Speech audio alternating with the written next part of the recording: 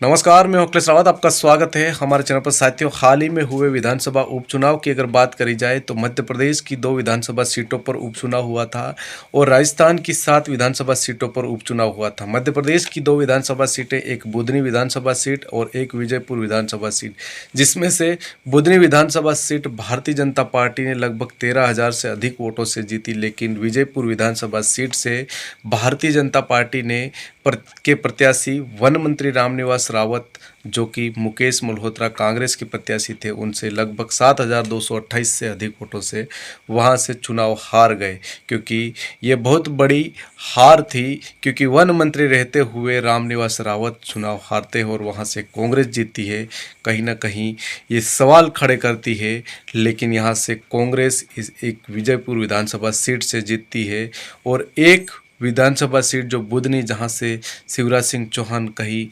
लाखों वोटों से जीतते थे, लेकिन यहां पर भारतीय जनता पार्टी के रमाकांत भार्गव सिर्फ 13,000 से अधिक वोटों से जीते। ऐसे ही राजस्थान की 7 विधानसभा सीटों की बात करी जाए तो राजस्थान की 7 विधानसभा सीटों में से 5 विधानसभा सीट भारतीय जनता पार्टी ने जीती है, तो एक विधानसभा सीट कांग्रेस ने, तो एक विधानसभा सीट भारत आदिवासी पार्टी ने जीती है। लेकिन एक विधानसभा सीट ऐसी भी है जो अभी चर्चा में है। सलोमर विधानसभा सीट में भारत आदिवासी पार्टी, जो कि जीतती हुई नज़र आ रही थी, लास्ट 21 राउंड तक वो आगे पीछे चल रही थी, लेकिन आखिरी राउंड में, जो 22 राउंड में, लगभग 1285 वोटों से वहाँ से भारत आदिवासी पार्टी के प्रत्याशी हार जाते हैं। जब इस जो विधानसभा उपचुनाव की जब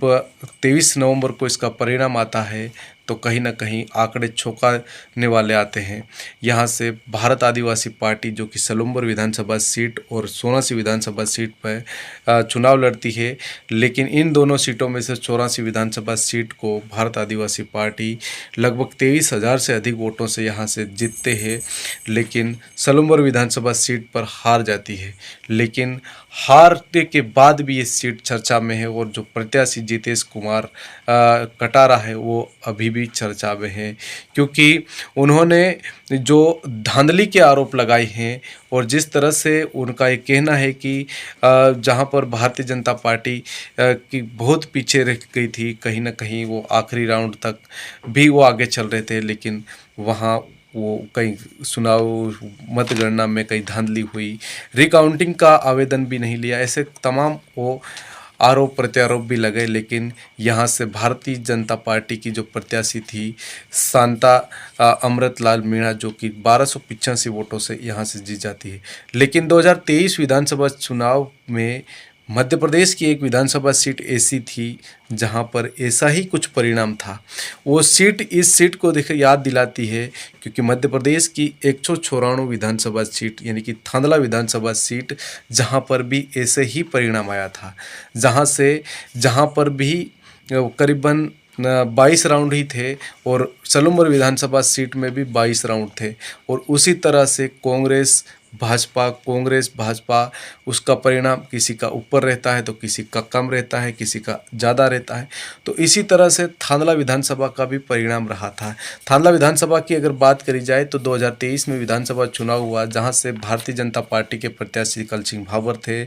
और कांग्रेस के प्रत्याशी वीर सिंह भूरिया थे और भारत आदिवासी पार्टी के प्रत्याशी माजू डामोर थे। इन तीनों के बीच मुकाबला था, लेकिन कहीं ना कहीं भारत आदिवासी पार्टी यहाँ सिर्फ 10,000 के नीचे वोट लाती है, लेकिन कांग्रेस के प्रत्याशी लाखों वोट लाते हैं, भाजपा के प्रत्याशी भी लाखों वोट लाते हैं। बात हम अगर उन मतों की करी जाए तो यहाँ से वीर सिंह भूरिया लगभग 1,05,197 वोट लाते हैं और कलसिंह भाभर, जो कि बीजेपी के, 1,03,857 वोट लाते हैं और इनका जो हार जीत का अंतर सिर्फ 1,340 वोट रहते हैं। इसी तरह सलुम्बर विधानसभा सीट की अगर बात करी जाए तो सलुम्बर विधानसभा सीट में भारतीय जनता पार्टी की प्रत्याशी शांता अमृतलाल मीणा थी और जितेश कुमार जो कि भारत आदिवासी पार्टी के प्रत्याशी थे और कांग्रेस की जो प्रत्याशी थी रेशमा मीणा तो ये तो तीनों यहाँ पर जो दिग्गज नेता और बड़ी पार्टियों के नेता यहाँ पर चुनावी मैदान में थे। लेकिन अगर इनको मतों की अगर बात करी जाए तो शांता अमृतलाल मीणा को लगभग 84,428 वोट मिले और जितेश कुमार कटारा को लगभग 84,143 वोट मिले और रेशमा मीणा को 26,760 वोट मिले। अब भारत आदिवासी पार्टी और भाजपा का जीत का अंतर 1285 वोट था, सिर्फ 1285 वोट। यही परिणाम थांदला विधानसभा में जब 2023 का जो फाइनली परिणाम आता है तो यहाँ पर भी 1340 वोटों का अंतर था। तो कहीं ना कहीं यह सीट और उस सीट को याद दिलाती है, क्योंकि चुनाव है, हार जीत होती है, किसी एक की जीत होती है और किसी एक की हार होती है। लेकिन भारत आदिवासी पार्टी ने पहले ही प्रयास वहाँ पर पहला प्रयास किया और बहुत ही नज़दीक जीत के पास पहुंची और कहीं ना कहीं जितेश कटारा उन्होंने उनकी मेहनत भी वहां तक ले गई, लेकिन किस्मत ने साथ नहीं दिया और वो लगभग 1285 वोटों से वहां से हार जाते हैं। लेकिन यहाँ पर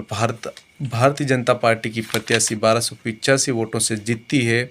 और भारतीय जनता पार्टी लगभग वहाँ से इन 7 विधानसभा का जो उपचुनाव हुआ था उन 7 सीटों पर यहाँ पर 5 सीटों पर विजय होती है और दो सीटें, एक में कांग्रेस एक में भारत आदिवासी पार्टी जीतती है। लेकिन कहीं ना कहीं भारत आदिवासी पार्टी ने राजस्थान के जो उदयपुर है, बांसवाड़ा है, डूंगरपुर, इन जिलों में अपना गढ़ बना के रखा है। क्योंकि आप देख सकते हो कि यहाँ पर राजस्थान की इन सीटों में जो आदिवासी बहुल्य जो सीटें हैं वहाँ पर कहीं ना कहीं भारत आदिवासी पार्टी का दबदबा दिख रहा है और भारत आदिवासी पार्टी आने वाले जो समय में कहीं ना कहीं बहुत बड़ी पार्टी बन सकती है और यहाँ से जीत सकती है। क्योंकि आप अंदाज देख सकते हो कि 2023 में विधानसभा चुनाव हुआ था, वहाँ पर भी भारत आदिवासी पार्टी के प्रत्याशी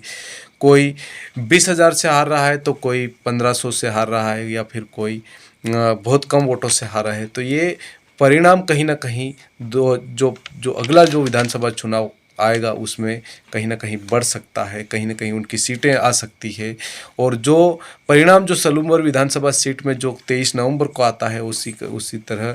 जो 2023 में थांदला विधानसभा सीट का भी परिणाम इसी तरह आया था। क्योंकि हर कार्यकर्ता को उम्मीद थी कि ये थांदला विधानसभा सीट भारतीय जनता पार्टी जीतेगी, लेकिन एंड वक्त में 1340 वोटों से वीर सिंह भूरिया जो कि कांग्रेस के प्रत्याशी वो जीत जाते हैं। और उसी तरह सलूमपुर विधानसभा में भी कार्यकर्ताओं और सभी लोगों को लग रहा था कि यहाँ से भारत आदिवासी पार्टी के जितेश कुमार जीतेंगे, लेकिन एंड वक्त में 1240 वोटों से शांता अमृतलाल मीणा जो कि भाजपा की प्रत्याशी वो जीत जाती है। तो इसी तरह से यहाँ पर भारत आदिवासी पार्टी अपनी मेहनत